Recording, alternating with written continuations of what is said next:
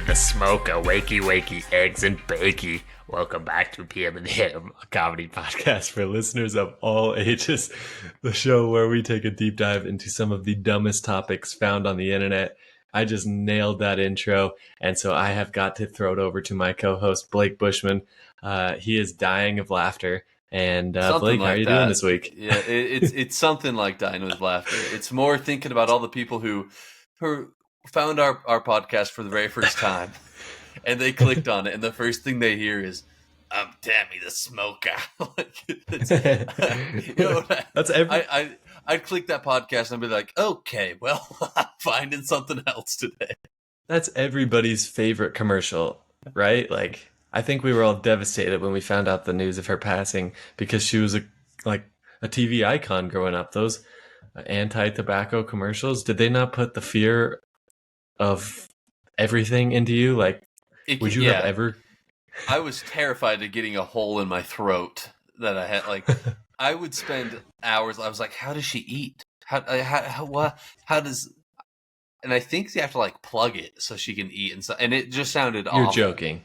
I mean, that was my childhood answer. So maybe I'm wrong, but I thought, if you have a hole in your throat from smoking 14 packs a day, let us know. does it not seem more practical that you would just put the straw right through the throat hole and then just like get your food directly into your stomach? Yeah, only if you're blending everything, though. You just said it's a straw. Also, you're not going to be able to get any suction through a hole in your throat. I don't think you need suction as long as you've got pressure coming out of the blender. Tipping it back. And Oh, yeah. It's like a funnel, just straight down into your stomach. That makes eating easier, honestly. I bet Elon Musk is going to try and invent something like that. If you just had a hole in your throat that you ate through, you didn't eat through your mouth at all anymore, would you eat anything but like vegetables and... Because you're not tasting it. It's just you're solely eating for nutritional value at that point. So you might as well just... You're not eating ice cream if it's just down a hole in your throat, right? Yeah, why would you? I mean, that's actually probably the saddest point that you've ever brought up. Like, if you didn't, like, if food didn't hit your taste buds, there would be like no purpose in eating anymore. I think you're right. I think I would just go straight vegetables. Yeah, I mean, it's going to be like chicken, broccoli. I mean, I like chicken, but you got to have some sort of protein in there. So, and just all the vegetables I can get, just dump that down my throat hole, and maybe that's a new diet plan for people. Like, hey, you have a hard time watching what you eat, start smoking, because one day. I thought you were just gonna say like just drink blended things, and I was gonna say I think there's like Nutrilife or something that already does that, and then you took a turn for the worst, and you're like, do something that is clinically proven to kill you. Yeah, look, you want to not Blake with die of the obesity, worst die health of lung advice. cancer. Like, that's... That can't be better. But as I was saying in the intro, I didn't get all the way kind of through it, but we are a comedy podcast, and we are bringing you hilarious news stories and questions this week on the show. We got a couple of great segments that we're going to be getting into. I'm really glad we could discuss Terry the Smoker, and it's kind of funny that you gave me that idea like 2 seconds before the show started. You did that I voice, claim nothing. and so thanks for I thanks for no giving me such that thing. intro. I really appreciate that. I know that was the perfect way to start the show out. But let's get into the ridiculous roundup segment this week, Blake. And I know you've got a great news story, so go ahead and let's hear it. We do. I found this one, and it reminded me of something, and I'm wondering if it will remind you of the same thing. And the headline is, DoorDash driver follows GPS into water while delivering Dunkin' Donuts order. Gosh, guy really guy really followed through with the Dunkin' Donuts. He really dunked them. Yeah, I read this, and I was like, okay, there's got to be more to this story. And no, it literally is just that there was a DoorDash driver. They were driving around, got a little bit lost, and so they were just watching their GPS, trying to figure out where to go. And then all of a sudden, they were in a lake. I mean, what's funny is you look at the picture, and there's very clearly like trees and stuff there. So I don't know what point they were like, oh, I guess I got to drive straight through these trees, because they got through the trees and then were submerged. So hopefully they're doing all right. They were taken to the hospital apparently because I think they had to like break their window to get out. I Oh imagine, my gosh. and they did have their license taken away though because once you pull a full Michael Scott and just follow your GPS into a lake, Yep. you're not allowed to drive anymore. Exactly. I mean, when you watch The Office and you watch things like that happen on that show, you think, ah, this is a hilarious show because this could never happen in real life. And then people just decide, they're like, we got to one up this and I'm going to make it actually happen. That is This crazy. it makes me wonder: has this happened more than once? Like it feels like if it happened on The Office, maybe they pulled inspiration from somewhere, and then it happened obviously again now with these Dunkin' Donuts. So, These lake soaked.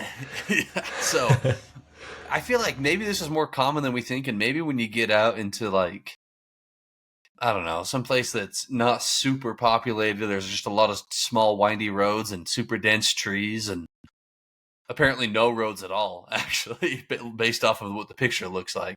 I'm wondering if this is more common than we would think. I mean, I the thing I'm thinking about is, like 5 minutes after this person was probably fighting for their life in their car in the bottom of the lake, the person who ordered those donuts was probably sending them the rudest messages ever, like yelling at them for not delivering them on time. They were probably so ticked that their donuts weren't on time. Meanwhile, their driver literally tried to follow the directions to a T. He went down with his ship to try and get those donuts to their house, and they will never know that. They will just know that there was a late delivery, and they gave the guy a 1 star. I think he I'm was having a bad enough day. He could have got a 5 star for effort. Oh, you're not getting a 5 star if you don't get your food. I mean, that's not going to happen. What I like to imagine is the person's like, "Man, my Dunkin' Donuts order is taking a long time," and they pull it up on their phone to see where the DoorDash driver is at, and they just see their car sitting in the middle of the lake because it shows their little car on the map. I'm just imagining they They're like, see it oh, sitting. They're this like, ain't happening. they get a text from the DoorDash driver. It's like, "Hey, sorry, I'm going to be a few minutes late." Just Can you imagine the box of donuts is just like completely waterlogged and just soggy, and you you just open it up, go to there's a your fish porch? flopping around on the inside. It's just Yeah, I hope those weren't delivered, and that's pretty funny. I have seen some things where people on DoorDash like won't tip, and so the people that are like supposed to be delivering the food, they'll like eat it, and then they'll just like write like a mean note or something in there. But I do think that would be better than having your donuts at the bottom of a lake because if that's sad, and that poor driver needs yeah. to find a new career and potentially needs to find some common sense. Well, they're really going to have to find a new career because they got their license revoked for negligent operation of a vehicle. So they will Well, not be doing DoorDash anytime soon. I think that if you drive your car into a lake, you lose your DoorDash eligibility, and is that the only way? it's one of the few ways. Yeah, so that's funny because I feel like I've had some terrible DoorDash drivers. I try not to do it too much because it does add up cost wise. But I used to live in an apartment, and I would get DoorDash occasionally, and I would put very specific instructions because the one thing about DoorDash, is like the benefit is like I don't have to go out, I don't have to go anywhere. I just get my food delivered to my door. But every time they would not follow these specific instructions, and they would call me when they were in the parking lot and be like, "Hey, I got your food out here. Will you just come down and grab it?" And it wasn't that big of an inconvenience for me, but it made me so mad that they could not follow the instructions, and I had to pay so much more, and I should have just gone and got the food every time. It was To the be worst. fair, I know where you lived on the top floor of this building, so it's not like they were just I don't want to walk all the way to your door. It's they didn't want to have to hike up 4 flights of stairs, and the Hey, I elevator was on didn't the opposite side of the building, basically. So let me I just get let it. I didn't sign up for the job. When they signed up for the job, they signed their name on the dotted line. They were agreeing to go up a couple of stairs, go around the backside of a building to deliver me my food. I don't want to go down to the parking lot every time. I think it's ridiculous. So, props to this DoorDash driver for going above and beyond. I guess technically below and beyond. below and beyond. And hopefully DoorDash at least makes a commercial out of his effort or something. At least gives him some sort of a bonus, because not only is that man out the money for his delivery, he is also out a car I think and the only driver's bonus he's going to be license. getting is severance as he's unemployed now. So Yeah, hopefully something like that. Well, speaking of we got another story involving cars, and this one's insane. So we have two kids in Florida that stole their mom's car and drove it, and they were pulled over 200 miles away. The shocking part of this story is that they were 10 and 11 years old. Blake, okay, at hold 10 on, at 10 hold years on. old, were you taking a car that far? No, because I think you would know the story. I mean, let's just lay out all the facts. So there's two siblings, 10 and 11 years old, and they stole their parents' car and drove 200 miles without getting caught. Yep, they were in Florida. They said they were on their way to California because their mother confiscated their electronic devices. Mm. As a natural response is, you know where we should go? California. That's where all the electronic devices are. We'll be able to replace them. I don't The know, screen what time was their capital end of the game world. here? Were they just trying to get to like, well, no phone. Guess I got to go to Disneyland. Wait, I mean, that doesn't even make sense though, because you got Disney World right there. Drive 13 miles and you're at the they must bigger have been one. big Pacific I'm Ocean people or confused at something. what I, their yeah, goals were here, it but doesn't say I why gotta they say decided I'm California. really I think impressed because I don't even think they I were want to drive just 200 miles right now, and I've been driving for 10 or 11 years at this point. So yeah, that would be a punishment for me, honestly, if I had to drive 200 miles. But I'm just shocked that they made it that far. You would think that they would make it 1 mile and run into the median. So you got to give props to these kids. How are these kids so smart? a ton of Need for Speed. I mean, they were playing video uh, games like crazy. I mean, people have these setups now where you got the full wheel, the pedal. I bet this kid had logged some serious hours on a racing game, and he was just locked and loaded, ready to go. He you're was saying that was the speeding screen time. the whole time. Yeah, I mean, it I was obviously his devices. So the math is adding up here. I think this kid was really just a natural based off of he'd been racing.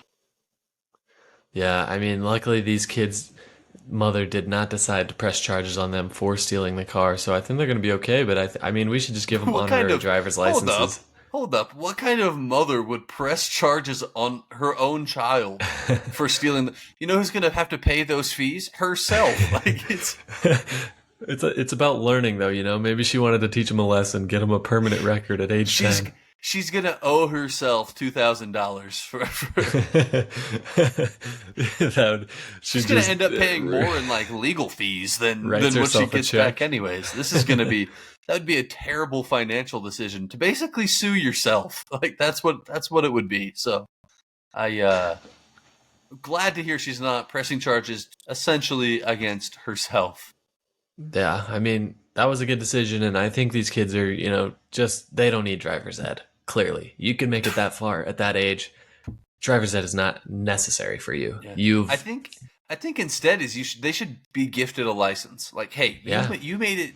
I want to know how they got caught because obviously they either got pulled over or they probably got reported of saying, "Hey, there's a kid sitting up on his brother's shoulder so he can see over the steering wheel." yeah. Like, I imagine that's how they got caught. Otherwise, they probably would have made it to California because to go 200 miles, I mean, that's some ability. Give that kid a license. He's driving better than most of like the 80-year-olds on the road. So, No, that's what I was gonna say. I was like, they deserve a license more than half the yeah. drivers that are out there. They can't even make it 200 miles. But I wonder if filling up on gas would have been a dilemma. I wonder if they could have powered through that, or if, as soon as the tank ran out, they were done for. You think they're going to steal their parents' car but not steal their parents' credit card? No way. I'm just more concerned about them not knowing how to pump gas. But It's I, probably it was probably like a Tesla or something. And that hmm, probably helped them in the driving because it was mostly the car driving itself, which would definitely help in the process of driving 200 miles at 11 years old. So that's the most likely situation. And then everybody knows how to plug something in. Or you can probably just say, like, hey, open the charge port and it'll pop open for you or something. I don't know how Teslas work, but Well, that's crazy. If in a number of years there's just little kids driving around self-driving cars, you're like, take yourself to daycare. They just get in their car and drive to daycare. that's the future, man. You don't have to do anything. You're just like, oh, you have soccer practice and you have ballet. Well, I guess just hop in the car Here's the and keys. it'll take you. You'll just be at home doing your thing. That's fantastic. This is the time to be alive, guys. I'm thrilled. That's terrifying. All right, well, I think we covered those stories pretty good. We are going to be right back. We are going to be doing the hypothetically speaking segment where we take some hypotheticals and analyze them. These are going to be funny situations, so you're going to want to stay tuned.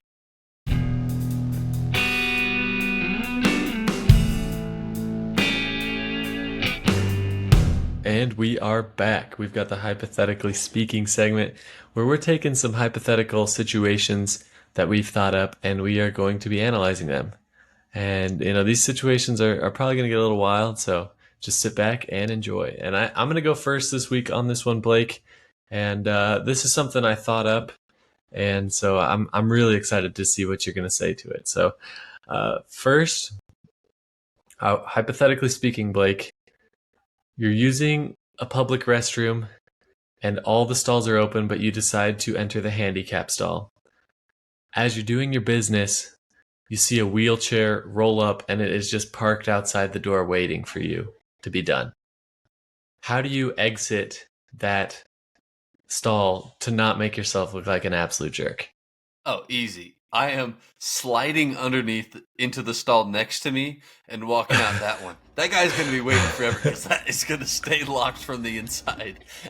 And I am leaving. I'll be like, yeah, this couldn't be me. I'm in the proper stall, and I'm walking right out of there. I'll do whatever I have to make sure that he does not see me sneak over. I mean, if he's in a wheelchair, hopefully, like he can't bend down too far to see me do that, because that would be even worse if he saw me sliding to the next one and just leave it locked so he couldn't go. He But just sees the as shoes far as I'm disappear. concerned, He's like, I'm getting away. Yeah. You have to take off your shoes no, as that is, well so he doesn't recognize them. oh, oh, just walk out barefoot. You just see somebody walk out barefoot of a stall. I think I would be more concerned because that is disgusting. Oh, that's funny. I don't know. I think there is, several options, and I think that one wasn't even one that I thought up. So props to you for thinking that up. But hear me out. I think you have to go out talking to yourself and, being like, I hear voices. Something like that. You got to give yourself a cover. Hold up. The handicap is for the physically disabled, not the mentally insane. That doesn't help you at all. Yeah, but nobody's going to question a mentally insane person what stall they're using. They're going to be like, go right ahead, sir. Do whatever you need, wherever you need to. No, I think that handicap person in the wheelchair is going to be sitting there like, that jerk is he thinks just because he's crazy he can use whatever stall he wants. That doesn't help at all. No, that's the best idea I've ever had. And you're just denying it. But that's a great idea. Nobody's ever going to question you. You gotta walk out with a limp or something. Like that would make a lot more sense. Yeah, Like but I if you feel could make like a makeshift cast out of toilet paper and just wrap one of your legs totally with toilet paper, so that when you walk out of there, you just have to keep it straight and kind of limp. Be like, "Oh, sorry, man." what you actually got to do is go full mummy. You've got to go through the entire mummification process. You've got to have toilet paper from head to toe and walk out of there. Then you're At really least not wrap getting your head questions. so he'll never recognize you. He'll never know who it was. Can you imagine just being in a public restroom and walking out as a toilet paper mummy? I think that might be the funniest thing I've ever thought of. That would be fantastic. We got to give it a try. That sounds like one of those videos that you see posted on YouTube or something as like the social experiments. Yeah, We got to give that a whirl and see how it goes. that would be so funny. As I was thinking of that though, what if you go over the top of the stall? Is that just flexing that you're not disabled too much though? Yeah, because if he sees like your leg get tossed over, Ooh. he's gonna Mm. be like, "What a dirtbag! He's just throwing his legs around just because I can't walk." that's that's got to be way worse. So, I mean, bonus points if you can just slide all the way out of the stalls and pop up by the urinals. Then you don't Ooh. even have to walk out of the stall. You just if you can make it over the top without being seen, maybe. But odds are they're going to see something in the mirror, and you're going to be in bad news. So if you hang low, the mirrors don't go that low, so you might be able to escape free, But your or body is going. mummify yourself. Your body's going to need an industrial level cleaning if you slide across the public restroom floor. So keep that in mind as well when you're making your decision.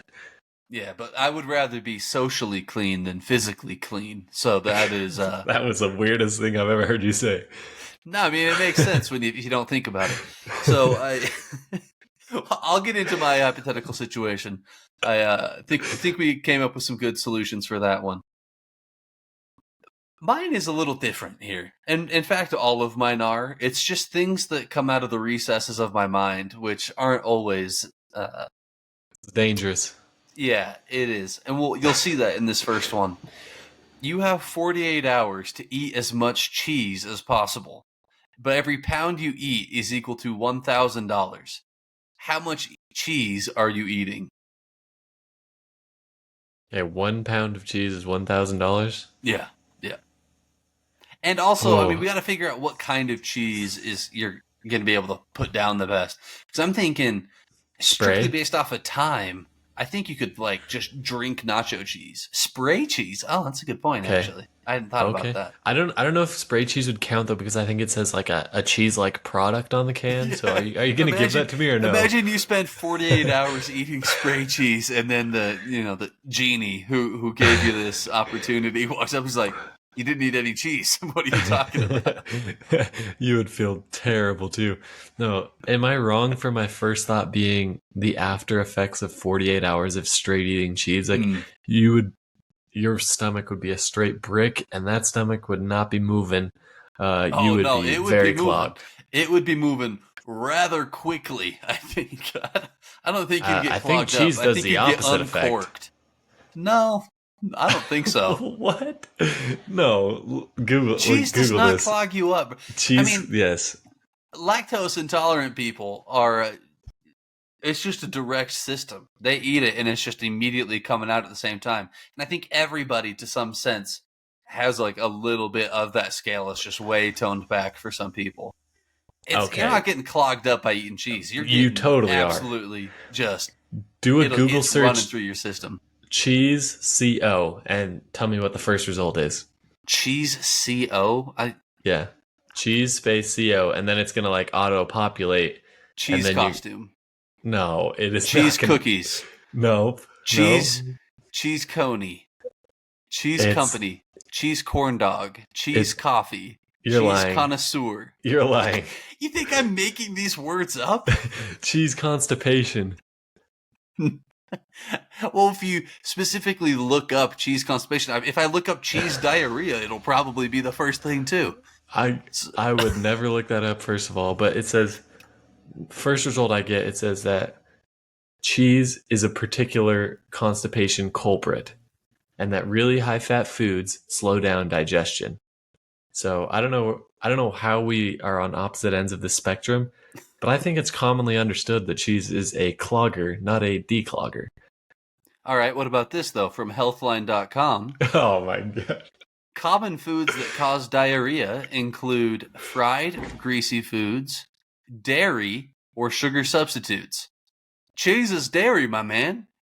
From healthline.com, uh, apparently that can cause loose stools. So I think it really just depends on how your body reacts to dairy. Well, that's interesting You're either going to get fully clogged or fully uncorked, and not a whole lot in between.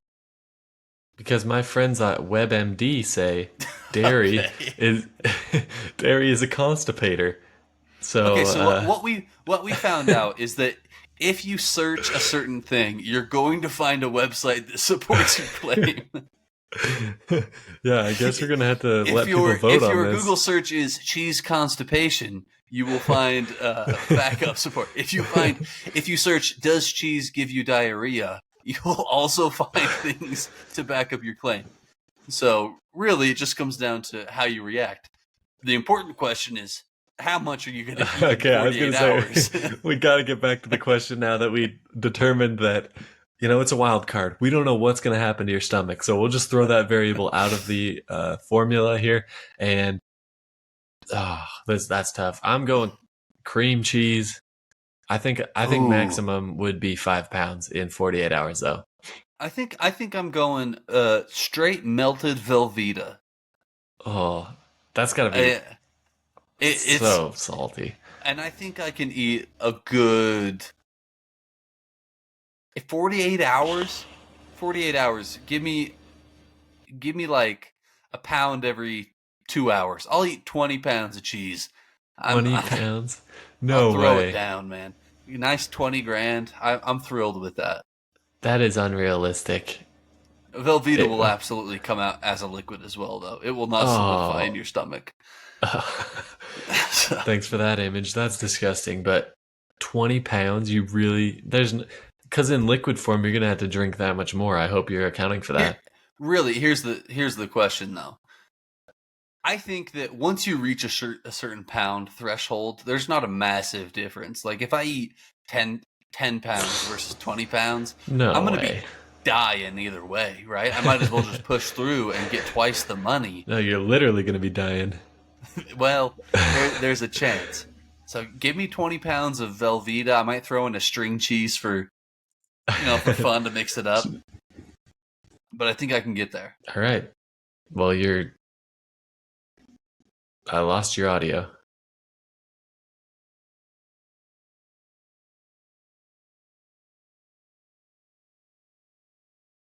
Hello? You with me? Okay. I'm here back now. You said a string cheese to mix it up? No.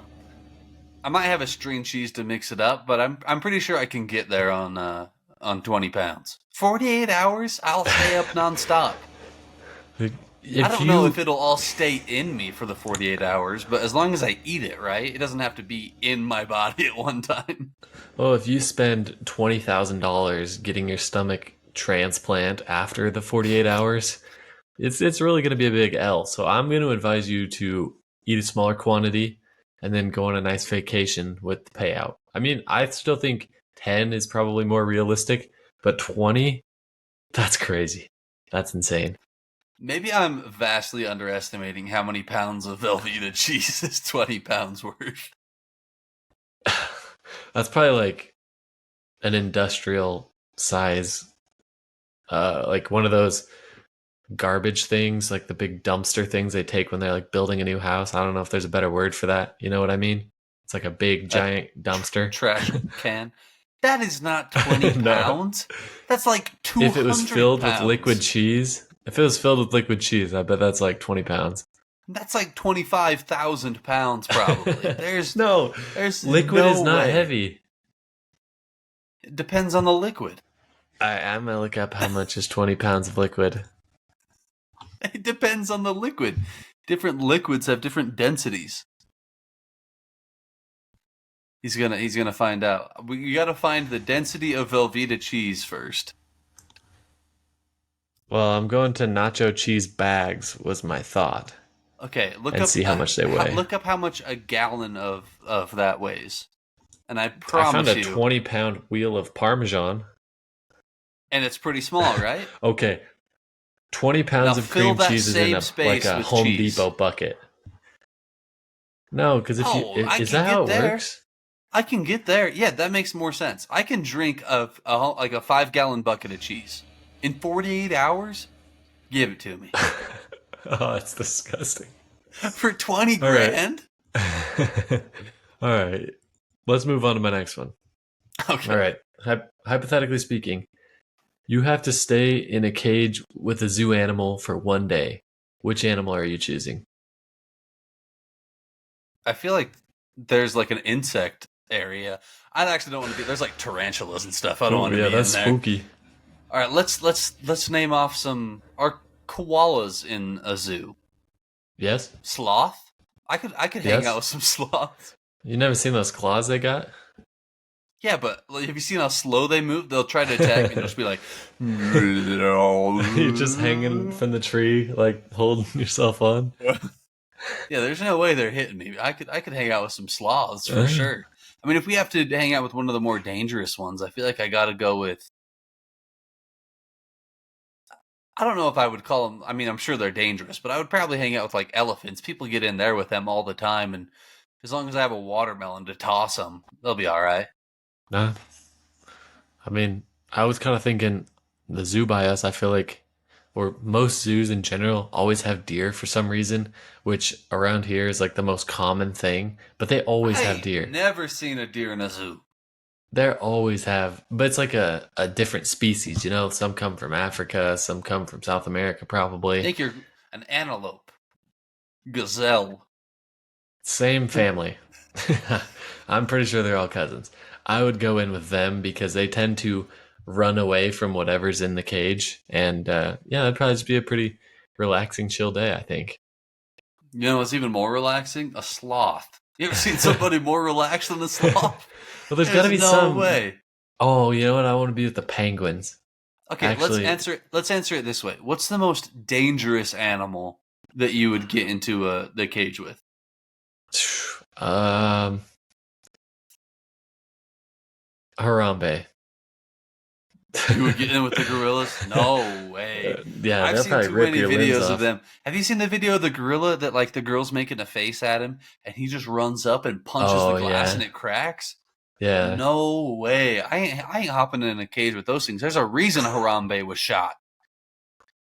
I think the most dangerous one I'd hang out with would be like it's got to be something I can outrun or outmaneuver. Is a rhino count? Yeah, for sure. I mean, that I thing, could I could it's dodge a like a couple rhino. tons. Yeah, I could dodge a rhino for sure. I mean, they get That's a moving. Don't wild get me take. wrong, but like I could stand there and then like at the last second dodge out of the way, and I think I'd be all right. No, So, no, I think those are pretty good answers to that one. all right, let me give you one more here. You travel back in time 24 hours before the first plane hits the World Trade Center. What do you do to convince the authorities to stop the terrorist plot? Um, yeah, You that's gotta a. convince them. You gotta either convince them that you're from the future, I guess. I mean, my plan here. Look, I'm gonna be. It's a heroic sacrifice. I What I'm swear, gonna, my mind but went what too. I'm gonna do, I'm hijacking a plane. You didn't have to If go I that far. All you had to do is bring something dangerous to an airport. Oh no, because I'm sure that happened all the time. You got to really like, because yeah, if you hijack the plane, you can also like, they bring you in to interrogate you. You can give up like all the information of like, oh yeah, we had this big plan. Tomorrow they're gonna steal four more and take them to the Pentagon and the World Trade Center. You have to really sell it that you're in on it. So like you're gonna be going away for a long time because you're gonna get grouped in with a bunch of terrorists. But Forever. Yeah, you're gone yeah, forever. yeah. But I mean, And the good then, even news if you is that did you get out, they saved do like everyone. a. Yeah, That's funny because I was like, as I was thinking through it, I was like, you could tell people, but I don't think they're going to believe you. They're just going to call you Yeah, I mean, crazy. if You if could you not do stand out in anything. front of if you stand out in front of airports and you're just like you got a sign that's like "Don't go on the planes, terrorists are gonna crash them into." I mean, like you're just gonna get arrested for being a psychopath. So if I'm getting arrested, it's because I'm gonna be I'm taking that plane. Well, what I was going to do is just pull the fire alarms or start some sort of containable disaster at the World Trade Center. Oh, Huh? get people out. Get people out. Yeah, I I like might. that. I that way I have a chance. I'll do it with plenty of time to spare, and I mean, the plan's not all the way through, so got to prevent the people from going back in, obviously, before the big disaster occurs. And yeah, but if you were able to somehow get everybody to evacuate, you go in there, you schedule a fire drill for that.